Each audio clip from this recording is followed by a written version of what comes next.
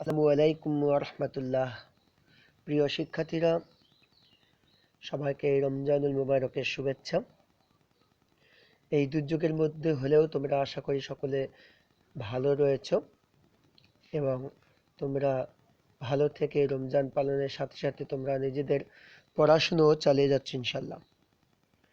তো আজ আমরা যে বিষয় নিয়ে আলোচনা করব সেটা আমাদের টেক্সট বুকের গতদিন যেখান থেকে শেষ করেছিলাম, যেটা ছিল চ্যাপ্টার চতুর্দশ অধ্যায়। চতুর্দশ অধ্যায়ের আমরা পরিবারের বিভিন্ন শ্রেণী বিভাগ দেখছিলাম। তো যেখান থেকে গতদিন শেষ করছিলাম তারপর থেকে আজকে আমরা শুরু করব। আজকে আমাদের যেখানে আছে তার ভিতরে রয়েছে আকারের ভিত্তিতে পরিবার। আকারের ভিত্তিতে পরিবার তিন ধরনের হয়ে থাকে, যেমন একক বা অনুপরিবার। একক পরিবারকে আবার অনুপরিবার নামে ডাকা হয়। যৌথ বর্ধিত পরিবার, স্বামী স্ত্রী এবং তাদের অবিবাহিত সন্তান সন্ততি নিয়ে গঠিত পরিবারকে একক পরিবার বলে, যেখানে শুধু স্বামী স্ত্রী থাকবে এবং তাদের সন্তান সন্ততি, অবিবাহিত সন্তান সন্ততি, বিবাহিত সন্তান সন্ততি নয়, অবিবাহিত তার মানে অপ্রাপ্ত বয়স্ক হতে পারে তারা, এমন পরিবারকে একক পরিবার বলে। আর এই পরিবার দুই পুরুষে আবদ্ধ। দুই পুরুষ বলতে মনে করো আমি এবং আমার স্ত্রী এবং আমার সন্তান, যার এখনো বিয়ে হয়নি, তাই বলা হয়েছে এই পরিবারটি দুই পুরুষে আবদ্ধ। দুই পুরুষ হলো পিতা এবং অপ্রাপ্তবয়স্ক সন্তান সন্ততি। আমাদের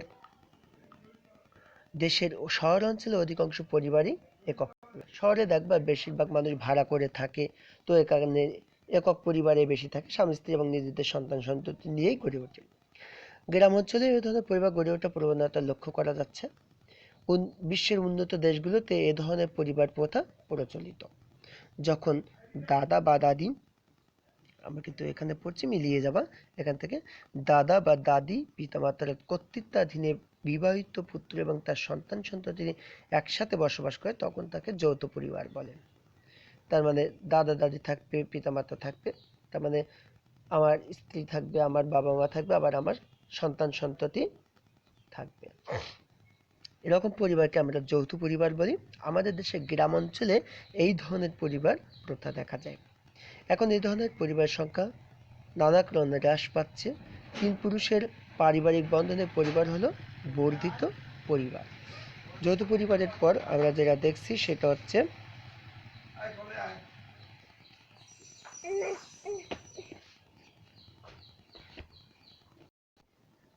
ওকে। তো বর্ধিত পরিবার হচ্ছে তিন পুরুষের পারিবারিক বন্ধনের পরিবারকে বলা হয় বর্ধিত পরিবার। আমার পিতা, আমি এবং আমার বাচ্চা, এগুলো নিয়েই যেমন যৌথ পরিবার তেমনি বর্ধিত পরিবার। তবে বর্ধিত পরিবারের একটা বিষয় যেটা লক্ষণীয়, সেটা হচ্ছে বর্ধিত পরিবারের পিতৃকুল এবং মাতৃকুল উভয় দিকের সদস্য অন্তর্ভুক্ত থাকতে পারে, শ্বশুরবাড়ির লোকজনও এখানে অন্তর্ভুক্ত থাকতে পারে। আমাদের দেশে গ্রামীণ সমাজে এ ধরনের পরিবার এখনো দেখা যায়। চীনে এ ধরনের পরিবার প্রথা প্রচলিত রয়েছে, তারপরে চীনেও এই বর্ধিত পরিবারের প্রথা প্রচলন রয়েছে। 4 নম্বর যে অংশটা সেটা হচ্ছে বংশমর্যাদা, তোমরা দেখে থাকবে।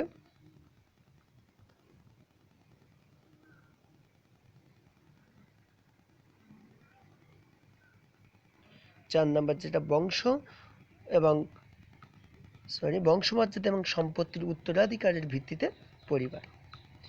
এই পরিবার আমরা যেটা দেখতে পাচ্ছি, এই ভিত্তিতে এখান থেকে দেখো, এই ভিত্তিতে পরিবার দুই প্রকার, যেমন পিতৃসূত্রীয় পরিবার এবং মাতৃসূত্রীয় পরিবার। পিতৃসূত্রীয় পরিবারের সন্তান সন্ততি পিতার মর্যাদায় বংশমর্যাদা অধিকারী এবং সম্পত্তি অধিকারী হয়। মানে এখানে পরিবারের প্রধান যে পিতা থাকে, পিতারই বংশমর্যাদা। পিতা যদি মনে করো কাজী বংশ হয়, তাহলে তার পুত্র হবে কাজী বংশ। এ ধরনের পরিবারের আমাদের সমাজ ব্যবস্থা রয়েছে। মাতৃসূত্রীয় পরিবারে মায়ের দিক থেকে বংশমর্যাদা এবং সম্পত্তি উত্তরাধিকারী হয়ে থাকে। আর এই যে মাতৃসূত্রীয় পরিবারটা দেখা যায়, সেটা হচ্ছে আমাদের যে ক্ষুদ্র উপজাতি রয়েছে খাসি এবং গারোদের মধ্যে এই মাতৃসূত্রীয় পরিবারের ব্যবস্থা এখনো প্রচলন রয়েছে। 5 নম্বর যে অপশন আমরা দেখতে পাচ্ছি, 5 নম্বরে তোমরা দেখতে পাচ্ছ এখানে বিবাহিত স্বামী স্ত্রীর বসবাসের স্থানের উপর ভিত্তি করে এই পরিবার। এই ভিত্তিতে পরিবার আবার তিন ধরনের হয়, যেমন পিতৃবাস পরিবার, মাতৃবাস পরিবার এবং নয়াবাস পরিবার।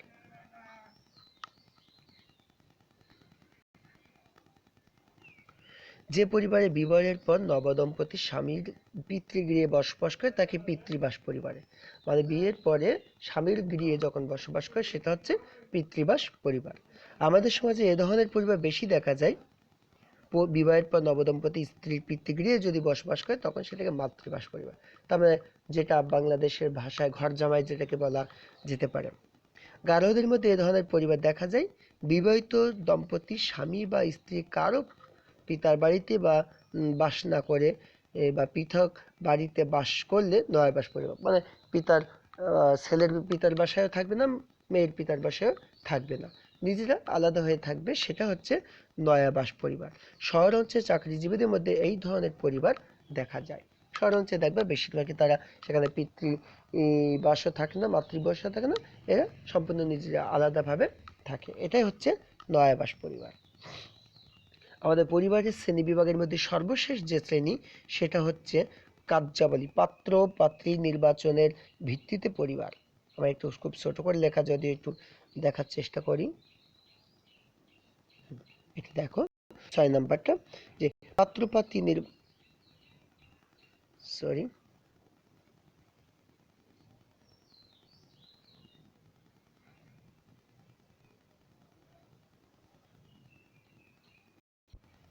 ওকে। তো 6 নাম্বার যেটা হচ্ছে পাত্র পাত্রী, তোমরা এখানে দেখলে খেয়াল করতে পারবে যে পাত্র পাত্রীর উপর ভিত্তি করে যে পরিবারটা গঠিত, তার উপর ভিত্তি করে আমরা চলে যাব।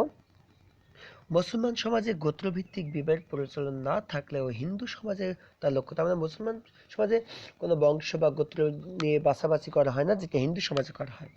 হিন্দু সমাজে দুই ধরনের গোত্রভিত্তিক পরিবার রয়েছে, যথা বহির্গোত্র বিবাহ ভিত্তিক পরিবার এবং অন্তঃগোত্র বিবাহ ভিত্তিক পরিবার বিদ্যমান রয়েছে। কোনো ব্যক্তি যখন নিজের গোত্রের বাইরে বিবাহ করে তখন তাকে বহির্গোত্র বিবাহ ভিত্তিক পরিবার হচ্ছে।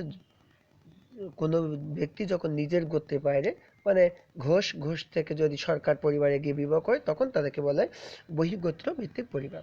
এ ধরনের পরিবার আবার দুই ধরনের আছে। উঁচু বর্ণের পাত্রের সাথে নিচু বর্ণের পাত্রীর বিবাহের মাধ্যমে যে পরিবার করছে তাকে অনুলোম বিবাহ ভিত্তিক পরিবার, মানে পাত্র হচ্ছে উঁচু বর্ণের আর পাত্রী হচ্ছে নিচু বর্ণের, এই ধরনের বিবাহ যদি সংযুক্ত হয় সেগুলোকে বলবো অনুলোম বিবাহ ভিত্তিক পরিবার। আর যদি নিচু বর্ণের পাত্রের সাথে উঁচু বর্ণের পাত্রী বিবাহ হয় তখন তাকে আমরা বলবো প্রতিলোম বিবাহ ভিত্তিক পরিবার। তাহলে আমরা অনুলোম পরিবার এবং প্রতিলোম পরিবার ভিত্তিক পরিবার, বিবাহ ভিত্তিক পরিবারটা বুঝতে পারলাম নিশ্চয়ই। এই ধরনের বিবাহের মূল কারণ সামাজিক অনাচার রোধ করা। সামাজিক অনাচার বলতে এই যে শ্রেণী ব্যবধান, সেটা রোধ করা। আবার যখন কোনো ব্যক্তি নিজ গোত্রের মধ্যে যখন বিবাহ করে তখন তাকে অন্তর্গত বিবাহ ভিত্তিক পরিবার বলে। অন্তর্গোত্র ভিত্তিক বিবাহ হিন্দু সমাজে অধিক পরিচিত, তার মানে নিজেদের গোত্রেই হিন্দুদের বিবাহটা বেশি পরিচিত। সাধারণত এক গোত্র থেকে আর এক গোত্রের বিবাহটা খুব বেশি দেখা যায় না। এ ধরনের বিবাহের পেছনে যুক্তি ছিল নিজ গোত্রের মধ্যে তথাকথিত বন্ধন এবং বিশুদ্ধতা রক্ষা করা। বর্তমানে এ ধরনের পরিবার গঠনে ব্যাপক পরিবর্তন লক্ষ্য করা যাচ্ছে। অধিকাংশ হিন্দু পরিবার এই বন্ধ প্রথাকে কুসংস্কার বলে মনে করছে, মানে নিজের গোত্রের ভিতরে সীমাবদ্ধ থাকতে হবে এমন কোনো কথা নেই, এটাকে কুসংস্কার মনে করে। একজন আর একটা গোত্রকে পছন্দ করতেই পারে, বিশেষ করে যেগুলো লাভ ম্যারেজ হয়ে থাকে সেক্ষেত্রে তার বংশ পরিচয় বা ওইভাবে দেখা হয় না, মানুষটাকেই দেখা হয়। তো সেক্ষেত্রে ইদানিং এই ধরনের পরিবারের প্রথাটা আস্তে আস্তে বিলুপ্ত হয়ে যাচ্ছে। তো এই ছিল আমাদের পরিবারের শ্রেণীবিভাগ। গতদিন 2টা দেখছিলাম, আজকে 4টা দেখলাম, মোট 6টা টপিক্সের উপর ভিত্তি করে পরিবারকে আমরা ভাগ করতে পারি। এখন আসা যাক পরিবারের সাধারণ কার্যাবলী কি কি। তোমরা দেখতে পাবে এখানে একটু, হ্যাঁ, এখান থেকে তোমরা দেখো পরিবারের সাধারণ কার্যাবলীগুলো। তোমরা পড়ার সময় অবশ্য ভিডিওটা দেখার সময় মূল বইটা সামনে রাখলে তাহলে আমার কথাগুলোর সাথে সেগুলো মিলিয়ে বোঝার চেষ্টা করলে খুবই সুবিধা হবে। মানব সমাজের পরিবারের ভূমিকার পরিধি ব্যাপক এবং এর কার্যাবলী বহুমাত্রিক। মানে পরিবার অনেক কিছু ভূমিকা পালন করে থাকে এবং অনেক কার্যাবলী সম্পাদন করে থাকে। সন্তান প্রজনন থেকে শুরু করে লালন পালন এবং তাদের সুষ্ঠু বিকাশে পরিবারের রয়েছে গুরুত্বপূর্ণ ভূমিকা। পরিবার সন্তান লালন পালন করে তাদেরকে সুষ্ঠুভাবে বিকাশের জন্য সহযোগিতা করে। পৃথিবীর সকল দেশে পরিবার কাঠামোতে এই ধরনের ভূমিকা পালন করতে দেখা যায়। সামাজিক পরিবর্তনের সাথে পরিবারের ভূমিকারও কিছু পরিবর্তন ঘটছে, তবে পরিবারের কতগুলো মূল কাজ রয়েছে যা বিশ্বের সব সমাজের পরিবারের মধ্যে থেকে থাকে। নিচে পরিবারের সাধারণ কতগুলো কাজ নিয়ে আলোচনা করা হলো। তো 1 নম্বরে যেটা আছে জৈবিক চাহিদা পূরণ। সমাজ স্বীকৃতভাবে জৈবিক চাহিদা পূরণের জন্য মানুষ পরিবার, জৈবিক চাহিদা বলতে আমাদের যে শারীরিক যে চাহিদা রয়েছে, যৌন চাহিদা রয়েছে, সেই চাহিদা পূরণের জন্য সমাজ স্বীকৃত বৈধভাবে সেই চাহিদাটা পূরণের একমাত্র পথ হলো পরিবার গঠন। বিবাহের মাধ্যমে পরিবার নরনারীর জৈবিক চাহিদা পূরণ করে, মানে যৌন চাহিদা, শারীরিক মানসিক চাহিদা পূরণ করতে সহায়তাই করে। পরিবার গঠনের মূল উদ্দেশ্য সন্তান প্রজনন মানে উৎপাদন করা এবং লালন পালন করা, সন্তানের সুষ্ঠু লালন পালন, সন্তানের প্রজননের আনুষঙ্গিক কাজ, মানে সন্তান প্রজননের জন্য যে সমস্ত কার্যাবলী সম্পাদন করতে, সেগুলা। সন্তান যতদিন না স্বাবলম্বী হয় ততদিন পরিবারের এই দায়িত্ব থাকে।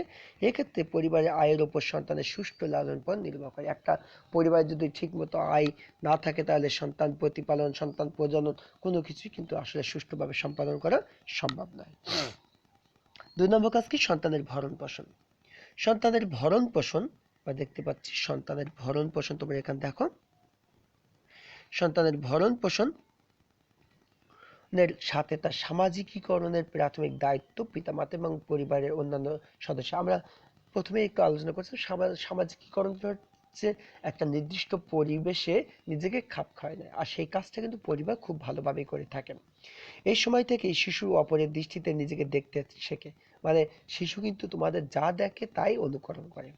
পারিবারিক মূল্যবোধ শেখে, পছন্দ অপছন্দ বলতে পারে, পরিবারের বাইরের লোকের সাথে পরিচয় হয় এবং খাপ খাওয়ানোর দক্ষতা অর্জন করে।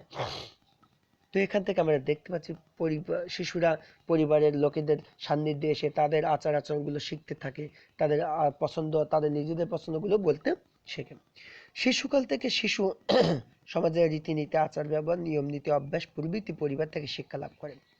পারিবারিক সুন্দর পরিবেশে সুন্দর শিশুর মধ্যে প্রত্যাশিত আচরণ তৈরি হয়। একটা পরিবারে যদি সকলেই সুন্দর আচরণের গুণাবলীর অধিকারী হয় তাহলে শিশুটার মধ্যেও সেরকম আচরণ গড়ে ওঠে।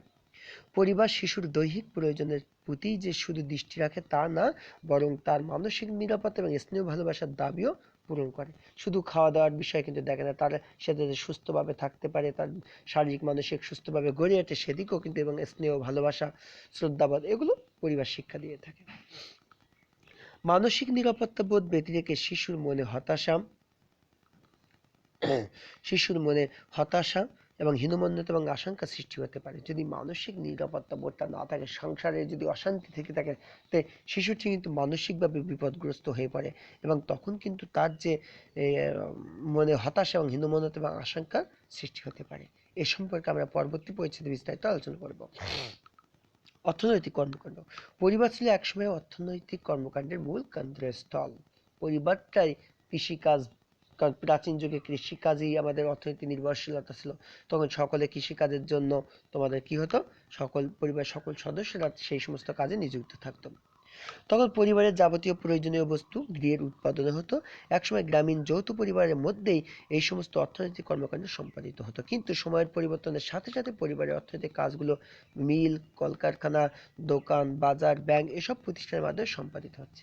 আগে যে সমস্ত কাজগুলো পরিবারে সম্পাদিত হতো সেগুলো কিন্তু এখন বিভিন্ন প্রতিষ্ঠান দায়িত্ব পালন করে সেগুলো করছে। এখন পরিবারের সদস্যরা অর্থ উপার্জনের জন্য ঘরের বাইরে কাজ করে।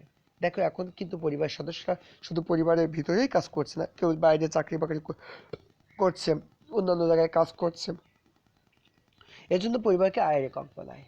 পরিবারের সদস্যরা বাইরে গিয়ে কাজ করে, বিভিন্ন জিনিস উৎপাদন করে আয় করে, এজন্য বলা হয় পরিবারকে আয়ের একক। এক্ষেত্রে খদাগের একটা প্রশ্ন হতে পারে যে পরিবারের আয়ের একক, পরিবারকে কেন আয়ের একক বলা হয়? সেক্ষেত্রে এভাবে আমরা উত্তর দেব। তাছাড়া আমাদের দেশে গ্রামীণ কৃষি পরিবার কৃষি অর্থনীতির মূল চালিকা শক্তি। শুধু তাই নয়, পরিবারকে কেন্দ্র করে এদেশের কুটির শিল্প গড়ে উঠেছে, যা আমাদের দেশে অর্থনৈতিক গুরুত্বপূর্ণ বিষয়। দেখো কুটির শিল্প বলতে একটা ছোট্ট ক্ষুদ্র শিল্প, এক একটা পরিবারে এক একটা ধরনের বিভিন্ন ধরনের হাতের কাজের মাধ্যমে এই শিল্পগুলো গড়ে ওঠে। তাই বলছে পরিবারের মাধ্যমে কুটির শিল্প গড়ে উঠছে। আমরা অপর পেজে চলে যাব, যেখানে আছে আমাদের পরবর্তী কার্যাবলী পরিবারের শিক্ষাদান। তোমরা দেখে থাকবে যে 198 পৃষ্ঠা প্রথম প্যারা, শিক্ষাদান। পরিবার শিশু অন্যতম উল্লেখযোগ্য শিক্ষা কেন্দ্র। জন্মের পর শিশু গৃহেই প্রাথমিক শিক্ষা লাভ করে, এটা আমরা সকলে জেনে থাকি। মাতাই শিশুর জীবনের শ্রেষ্ঠ শিক্ষক। একজন শিশুর জীবনের শ্রেষ্ঠ শিক্ষককে মাতা। যদিও বর্তমানে শিক্ষা দেওয়ার যাবতীয় দায়িত্ব গ্রহণ করছে শিক্ষা প্রতিষ্ঠান, তবুও আচার ব্যবহার, নিয়মানুবর্তিতা, নৈতিকতা, ধর্মীয় বিধিবিধান, আচার আচরণ সম্পর্কিত বিষয়গুলো শিক্ষা শিশু পরিবার থেকেই গ্রহণ করে। দেখো শিক্ষা প্রতিষ্ঠান অনেক কিছু শিক্ষাদান করে, তারপর পরিবার যদি সুস্থ সুন্দর সুন্দর চরিত্রের অনুসারী না হয় পরিবারের সদস্যরা, তাহলে একা কিন্তু শিক্ষা প্রতিষ্ঠান সবকিছু ভালো গুণাবলী অর্জন করিয়ে দিতে পারে না। পরবর্তী অংশ আমরা চলে যাচ্ছি স্বাস্থ্য সেবা প্রদান। স্বাস্থ্য সংক্রান্ত সব দায় দায়িত্ব পালনে পরিবারের ভূমিকা গুরুত্বপূর্ণ। একসময় স্বাস্থ্যসেবা প্রদান এবং নিয়ন্ত্রণ পরিবারের মধ্যে সীমাবদ্ধ ছিল। আধুনিক কালে এই দায়িত্ব হাসপাতাল কিংবা ক্লিনিকগুলো প্রদান করছে। দেখা থাকবে আগে আগে ধাত্রী দিয়ে নিয়ে এসে সন্তান উৎপাদনের যে প্রজননের যে ব্যবস্থা হতো সেগুলো দায়িত্ব নেওয়া হতো, এখন সেগুলো দেখা যাচ্ছে হাসপাতাল বা ক্লিনিকগুলো দায়িত্ব, এমনিভাবে বিভিন্ন ধরনের চিকিৎসার জন্য হাসপাতাল বা ক্লিনিকগুলো দায়িত্ব পালন করছে। পরবর্তী অংশ হচ্ছে বিনোদনের ব্যবস্থা। অতীতে পরিবারের সদস্যদের অবসর বিনোদনের ব্যবস্থা পরিবারের মধ্যেই সম্পন্ন হতো। বর্তমানে যদিও বিনোদন ব্যবস্থা নানা প্রযুক্তি যান্ত্রিকতা এসেছে, তথাপি মানসিক আনন্দের জন্য আজও পরিবারকে সবচেয়ে বড় বিনোদন কেন্দ্র ধরে দেখা যায়। হচ্ছে এই কারণে যে পরিবারে একসময় আগে দেখে থাকবে যে সবাই সবার বাসায় যাতায়াত করতো, একটা সুন্দর পরিবেশ সৃষ্টি হতো, বিভিন্ন ধরনের খেলাধুলার আয়োজন করা হতো, বিভিন্ন আনন্দ অনুষ্ঠানের আয়োজন করা হতো। কিন্তু দুর্ভাগ্যের বিষয় প্রযুক্তির আগমনে আস্তে আস্তে সেই ধরনের আনন্দগুলো এখন আস্তে আস্তে উঠে যাচ্ছে। দেখবা আগে এখান থেকে তোমার বাবা মায়ের কাছে শুনে দেখবে যে আগে ঈদের সময় কী ধরনের অনুষ্ঠানগুলো হতো বা বিভিন্ন আচার অনুষ্ঠান ধর্মীয় অনুষ্ঠানগুলোতে কত আনন্দ ফুর্তি করা হতো, কিন্তু এখন সেই ধরনের প্রযুক্তি এসে আসলে আমাদের সেই আবেগটা অনেকটা নিরাবেগে পরিণত হয়ে গেছে। যাক, তো পারিবারিক আড্ডা পরবর্তী অংশে দেখো। পারিবারিক আড্ডা একটি অকৃত্রিম বিনোদন ব্যবস্থা যা পারিবারিক সদস্যদের ঐক্য বজায় গুরুত্বপূর্ণ ভূমিকা পালন করে। তখন সকল চাচা চাচি দাদা দাদি সকলে একত্রে বসে আড্ডা দিত এবং তাদের ভিতরে সুসম্পর্ক একটা বজায় থাকতো। কিন্তু এখন দেখে থাকবে সম্পূর্ণ তার উল্টো, একজন আরেকজনের কথা সহ্য করতে পারে না এবং ঝগড়া বিবাদ লেগেই থাকে। আমরা পরবর্তী অংশে আজকের সর্বশেষ টপিকসটা দেখব, সম্পত্তির উত্তরাধিকার সংরক্ষণ। সম্পত্তি উত্তরাধিকার সংরক্ষণ। পারিবারিক সম্পত্তির উত্তরাধিকার প্রথা প্রায় সকল সমাজ ব্যবস্থায় রয়েছে। বিষয় সম্পত্তি, জমিজমা থেকে শুরু করে সকল স্থাবর ও অস্থাবর সম্পত্তি উত্তরাধিকার সূত্রে এক প্রজন্ম থেকে অন্য প্রজন্মে হস্তান্তরিত হয়ে আসে। আমার দাদার যে সম্পত্তি ছিল তা ভাগ হয়ে আমার বাবা চাচার মধ্যে বন্টন হয়ে গেছে। এখন আমার বাবা চাচারা তার সন্তানদের মধ্যে আমাদের মধ্যে বন্টন করে দিচ্ছে, আবার আমি যতটুকু পাবো ততটুকু আবার আমার সন্তানের মধ্যে বন্টন করে দেবো। এভাবেই যে উত্তরাধিকারী সংরক্ষণ হয়ে যাচ্ছে, মানে নিজস্ব সম্পত্তিগুলো বংশ পরম্পরায় পরিবর্তন হয়ে যাচ্ছে কিন্তু সংরক্ষণ হয়ে যাচ্ছে। আর যেহেতু এই প্রজন্ম সৃষ্টির মূলে থাকে পরিবার, তাই সম্পত্তি সংরক্ষণ এবং উত্তরাধিকার নির্ধারণের ক্ষেত্রে পরিবারের গুরুত্বপূর্ণ ভূমিকা পালন করে থাকে। পরিবার না থাকলে তো একের পর এক এই প্রজন্মগুলো আসতো না, আর এই প্রজন্ম না আসলে কিন্তু এই উত্তরাধিকার কখনো সংরক্ষণ করা সম্ভব হতো না। সুতরাং পরিবারের মাধ্যমে শিশু ভবিষ্যৎ পিতা এবং মাতার যাবতীয় দায়িত্ব কর্তব্য গুণাবলী অর্জন করে। একজন পিতা মাতার দায়িত্ব কি হতে পারে এটা কিন্তু শিশু তার পরিবারের মাধ্যমেই শিখতে থাকে। একই সাথে ভালো মন্দ বিচার বিশ্লেষণের ক্ষমতা লাভ করে এবং পরিবারের কারণেই আমাদের এই সুন্দর সমাজ ব্যবস্থা গড়ে ওঠে। আজকে যদি পরিবার ব্যবস্থা না থাকতো তাহলে আমাদের এই বর্তমান সমাজ ব্যবস্থা এত সুন্দর অবস্থায় থাকতো না। তো আশা করি তোমরা বিষয়টা বুঝতে পারছো, তোমাদের কোনো সমস্যা আশা করি থাকার কথা না। তারপরেও যদি সমস্যা থেকে থাকে ভিডিওটা বারবার টেনে দেখবে, আশা করি তোমরা সহজেই বুঝতে পারবে। তো এই করোনা ভাইরাসের মধ্যে তোমরা সাবধানে থাকবে, সুস্থ শরীরে থাকার চেষ্টা করবে এবং ঠিকমতো পড়াশোনা করে চালিয়ে যাবে। ওকে, ভালো থাকবে। আল্লাহ হাফেজ।